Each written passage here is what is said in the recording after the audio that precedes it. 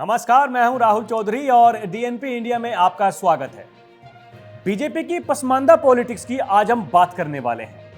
उत्तर प्रदेश में राजनीतिक दलों ने लोकसभा चुनाव 2024 की तैयारियां करना शुरू कर दी हैं। लोकसभा चुनाव को लेकर समाजवादी पार्टी पिछड़ा, दलित और अल्पसंख्यक फ्रंट यानी पीडीए के जरिए चुनावी मैदान में उतरने की तैयारी में है। वो तमाम पिछड़े, दलित और अल्पसंख्यकों को एक साथ जोड़कर भारतीय जनता पार्टी को बैकफुट पर भेजने की कोशिश में है। अभी तक सपा केवल एमवाई यानी मुस्लिम और यादव समीकरण को साधकर राजनीति करती रही है। सपा के संस्थापक मुलायम सिंह यादव के निधन के बाद अखिलेश यादव ने अपनी रणनीति को बदल दिया है। वहीं बहुजन समाज पार्टी ने सपा के मुस्लिम वोट बैंक पर एकाधिकार को खत्म करने की कोशिश शुरू कर दी है। मुस्लिम वोट बैंक पर नजर कांग्रेस की भी है। कांग्रेस ने यूपी में अपने चुनावी अभियान के तहत मुस्लिम वोटों को रिझाने की कोशिश तेज की है। इन सब के बीच भारतीय जनता पार्टी पसमानदा मुस्लिम समाज को जोड़ने की कोशिश कर रही है। पार्टी ने लोकसभा चुनाव 2024 के लिए लक्ष्य मिशन 80 का रखा है। इस लक्ष्य को हासिल करने के लिए मुस्लिम समाज का समर्थन होना जरूरी हो जाता है। इसलिए पसमानदा पॉलिटिक्स के जरिए बीजेपी की कोशिश है कि समाज के बड़े वर्ग पर अपनी पकड़ बनाई जाए। पसमानदा समाज यानी मुसलमानों में पिछड़ा समाज अभी तक राजनीतिक तौर पर हाशिए पर रहा है। सरकारी योजनाओं से लेकर राजनीतिक तौर पर इस वर्ग को अधिक तवज्जो नहीं दी जाती थी। मुस्लिम वर्ग में वोटों के ठेकेदारों के जरिए इस वर्ग को अपनी तरफ मोड़ने के लिए भावनाओं का सहारा लिया जाता रहा है। मंडल कमीशन आंदोलन के बाद देश में पिछड़े वर्ग के बीच राजनीतिक महत्वाकांक्षा का उभार तो हुआ, लेकिन मुस्लिम समाज का पिछड़ा वर्ग हमेशा अगड़ों के पीछे चलने वाला समूह ही बना रहा।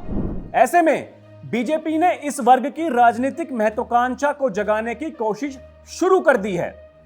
बीजेपी ने यूपी चुनाव 2022 के बाद से ही पसमानदा पॉलिटिक्स पर तेजी से कदम बढ़ाए हैं। पहले दानिश आजाद अंसारी को योगी आदित्यनाथ सरकार में मंत्री बनाकर बीजेपी ने इस वर्ग को एक बड़ा संदेश दिया। पसमानदा समाज को राजनीतिक और सत्ता में स्थान देकर बीजेपी ने अपने इरादे साफ कर दिए। इसके बाद से दानिश अंसारी पसमानदा समाज के भीतर बीजेपी की पकड़ को बढ़ाने की लगातार कोशिश करते दिख रहे हैं। पसमानदा पॉलिटिक्स का असर बीजेपी को 2 स्थानों पर मिलता दिखा भी है। पहले रामपुर लोकसभा उपचुनाव, फिर रामपुर विधानसभा उपचुनाव और स्वर विधानसभा सीट पर हुए उपचुनाव में मुस्लिम समाज की बहुलता के बावजूद भाजपा और सहयोगी दलों की जीत हुई। इसके पीछे कारण बीजेपी की पसमानदा पॉलिटिक्स को बताया जा रहा है। पसमानदा मुसलमानों में जुलाहे, धुनिया, घासी, कसाई, तेली और धोबी आदि को देश में मुस्लिम समाज के भीतर निचली जातियों में गिना जाता है। बीजेपी और पीएम नरेंद्र मोदी के फोकस में यह वर्ग लंबे समय से रहा है। पीएम नरेंद्र मोदी ने हैदराबाद में वर्ष 2022 और जनवरी 2023 में हुए दिल्ली की बीजेपी कार्यकारिणी बैठक में पसमानदा मुसलमानों का जिक्र किया था। बीजेपी की छवि हिंदूवादी पार्टी के रूप में रही है। मुस्लिम वोट बैंक क्षेत्र के आधार पर विपक्षी राजनीतिक दलों में मुस्लिम वोट बैंक हमेशा बढ़ता रहा। अब बीजेपी की कोशिश विपक्षी वोट बैंक में सेंधमारी की है और यूपी में इसका असर दिखना तय है। पश्चिमी यूपी के कई जिलों में मुस्लिम वोट बैंक निर्णायक भूमिका में है।